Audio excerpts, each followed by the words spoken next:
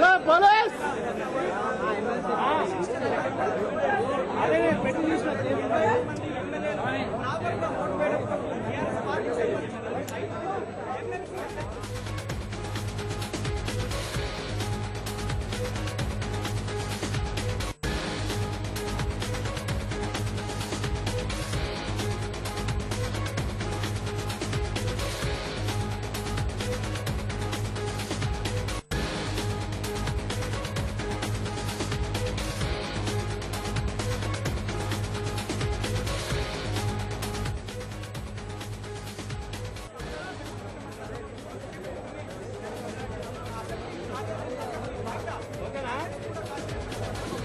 यार पूरा कलर नहीं आ रहा, लाइट ही नहीं है,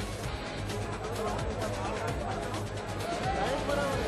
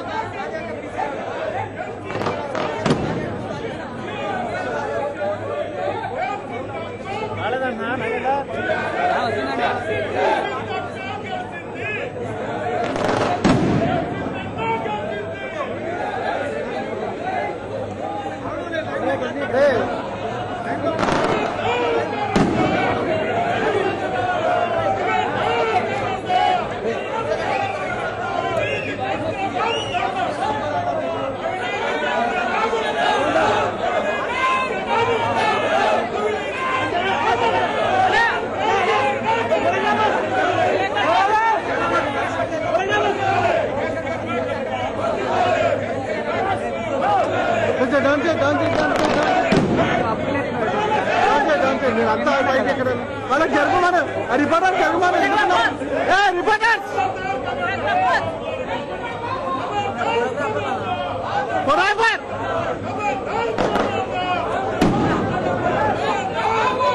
వాళ్ళకి జరగమని ఎంతసేపు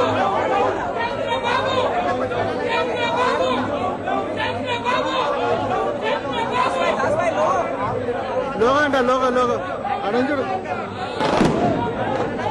లోగా ఉంది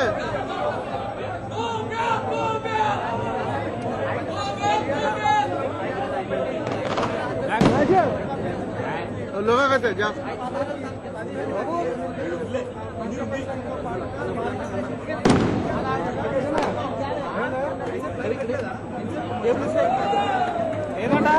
ఏ చైర్ అయ్యో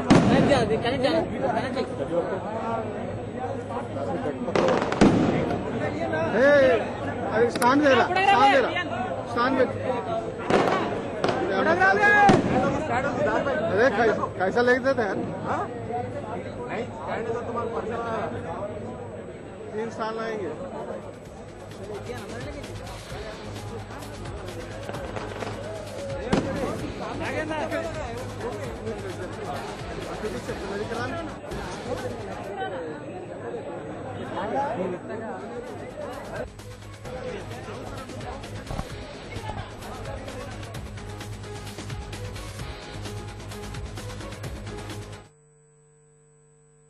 అందిన సమాచారం ప్రకారం తమ పార్టీ అభ్యర్థులు 5గురు గెలుపొందారు.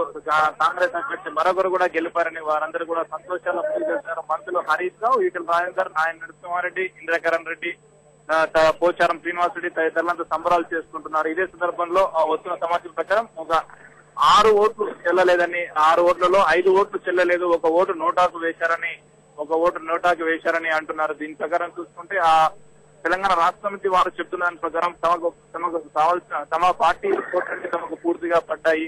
ఆ 5 చెల్లని ఓట్లు 1 నోటా ఓటుగా తెలుగుదేశం పార్టీలని వారు అంటున్నారు. ఇంకా మనకు ఓట్లు లెక్కింపు ప్రక్రియకు సంబంధించి పూర్తి స్పష్టత రావాల్సింది, దానికి సంబంధించి అధికారిక ప్రకటన కూడా రావాల్సింది.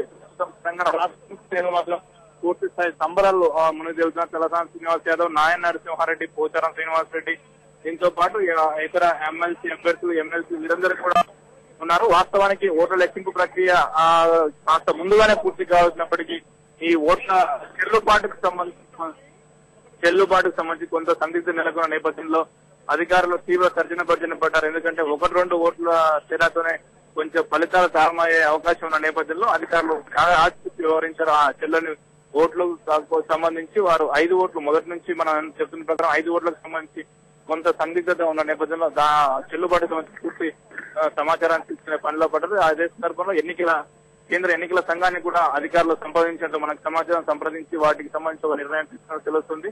అటు ఒక 5 చెల్లని నోట్లు, ఒక నోటా ఓటు కూడా పూలైనట్లు మనకు అందుతున్న సమాచారం.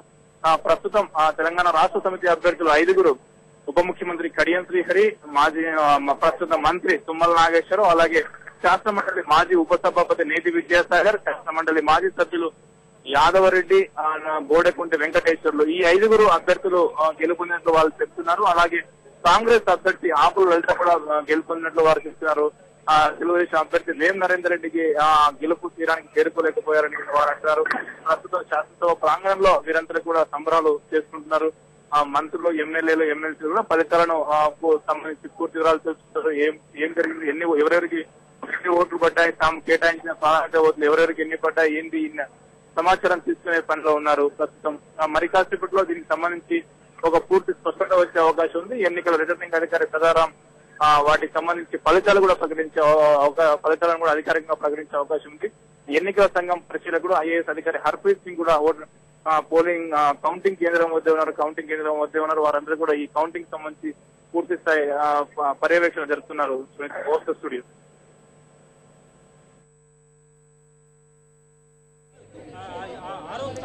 ప్రస్తుతం ఈ కొద్దిసేపటి క్రితమే పూర్తి ఫలితాలు వెళ్లాయి. ఉత్కంఠ భరితంగా అత్యంత ప్రతిష్టాత్మకంగా ప్రధాన పార్టీలను తీసుకున్నటువంటి శాసన మండలి ఎన్నికల తుది ఫలితాలు వెల్లడయ్యాయి. దాదాపు మొత్తం 5 అభ్యర్థులు తెరాస అధికార పార్టీ బరిలోకి దింపినటువంటి 5 అభ్యర్థులు కూడా జయకేతనం ఎగరవేశారు.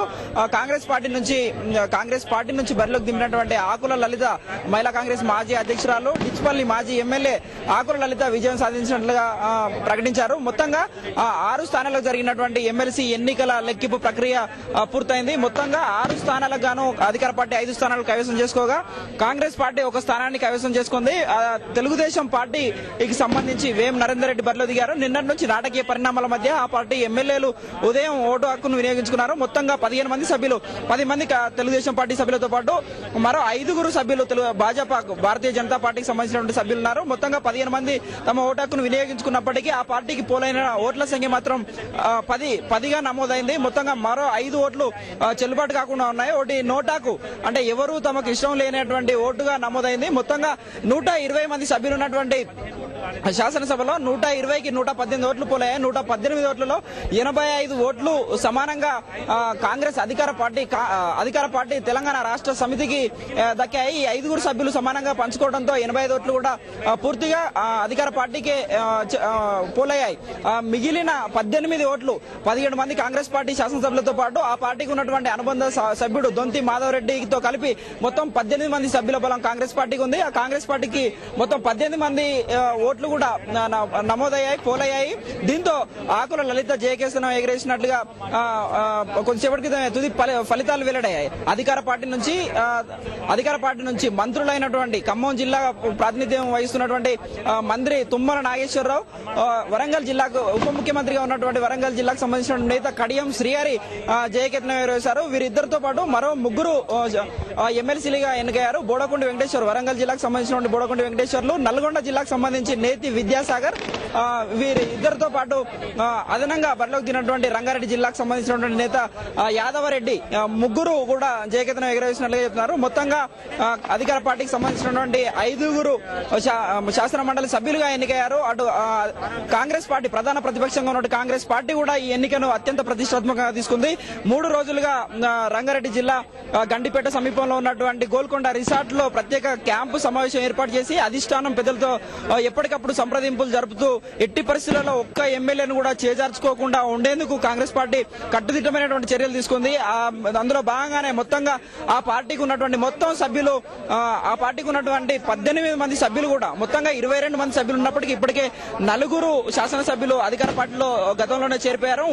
మిగిలి ఉన్నటువంటి మొత్తం 18 మంది సభ్యుల ఓట్లు కూడా ప్రధాన ప్రతిపక్ష పార్టీ కాంగ్రెస్ పార్టీకి నమోదయ్యాయి. మొత్తంగా ఇటు ప్రధాన ప్రతిపక్షం గానీ అధికార పార్టీ గానీ ఆ పార్టీలకు ఉన్నటువంటి ఓట్లు పూర్తి స్థాయిలో పోలయ్యాయి. ఈ పోలైనటువంటి ఓట్లకు కాకుండా మిగిలిన ఓట్లు కేవలం 15 మాత్రమే. ఆ 15 ఓట్లు భాజపాకు సంబంధించి 5 ఓట్లు, మరో 10 ఓట్లు తెలుగుదేశం పార్టీకి సంబంధించినటువంటి ఓట్లు. ఇందులో 6 ఓట్లు చెల్లుబాటు కాలేదు. 6 ఓట్లలో 1 ఓటు నోటా తమకు ఎవరు ఇష్టం లేరనేటువంటి ఓటుకు నమోదైంది. మరో 5 ఓట్లు చెల్లుబాటు కాలేదు.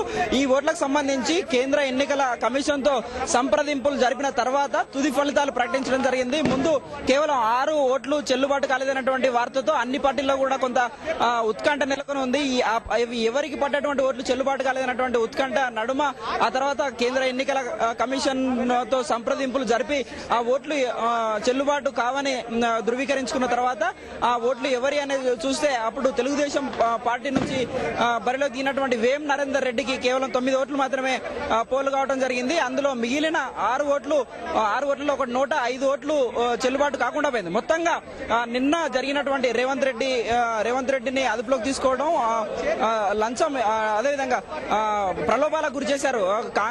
ఆంగ్లో ఇండియన్ సభ్యుడైనటువంటి స్టీఫెన్సన్ ను ప్రలోభాలకు గురి చేసినటువంటి ఆరోపణల నేపథ్యంలో అత్యంత ప్రతిష్టాత్మకంగా ఈ ఎన్నిక జరిగింది. అయితే నిన్నటి జరిగినటువంటి ఈ ఎపిసోడ్ తో మొత్తంగా అన్ని రాజకీయ పార్టీల్లో కూడా ఒక ఉత్కంఠ నెలకొని ఉంది. ఫలితాల మీద ఏ పార్టీ ఎమ్మెల్యేతో ఎవరు సంప్రదింపులు జరిపారో అర్థం కానటువంటి పరిస్థితి నెలకొని ఉంది. ఆ ఉత్కంఠ కూడా అన్ని పార్టీల ఎమ్మెల్యేల్లో కనిపించింది. వారంతా కూడా తమకి బయటకి లోపల కొంత భయం ఉన్నప్పటికీ కూడా తమ పార్టీ ఎమ్మెల్యేలు ఎవరి వైపు మొగ్గు చూపుతారు అన్నటువంటి భయం ఉన్నప్పటికీ కూడా ఆ తర్వాత ఇప్పుడు పూర్తి స్థాయి తుది ఫలితాలు రావడంతో ఊపిరి పీల్చుకోవడం జరిగింది. ఉన్న ఎమ్మెల్యేలు ఉన్న సభ్యులంతా కూడా ఓట్లు వేయడంతో పూర్తి చేశారని కూడా తెలుస్తుంది.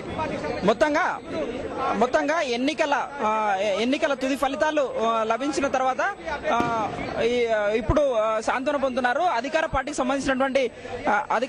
సంబంధించినటువంటి మంత్రులంతా కూడా ఉత్సాహంగా సంబరాలు జరుపుకుంటున్నారు. శాసనసభ ప్రాంగణంలోనే హోంమంత్రి నాయన్ నరసింహారెడ్డితో పాటు మంత్రి విద్యుత్ శాఖ మంత్రి జగదీష్ రెడ్డి, అదేవిధంగా భారీ నీటిపారుదల శాఖ మంత్రి హరీష్ రావుతో పాటు ఇతర ఎమ్మెల్సీలు మంత్రులంతా కూడా పోచాన శ్రీనివాసరెడ్డి లాంటి సీనియర్ మంత్రులంతా కూడా ఉత్సాహంగా ఆలింగనం చేసుకుంటున్నారు. తమ గెలుపు ఖాయం కావడంతో నిన్నటి నుంచి ఉన్నటువంటి ఒక ఉత్కంఠకు తెరపడటంతో ఆనందంగా ఉత్సాహంగా కేసీఆర్ కు అనుకూల నినాదాలు చేస్తున్నారు. మొత్తంగా శాసనసభలో ఒక సందడి వాతావరణం నెలకొంది. అయితే ముందే ఊహించినట్టుగా కాంగ్రెస్ పార్టీ మాత్రమే కొంత కాన్ఫిడెంట్ గా కనిపించింది.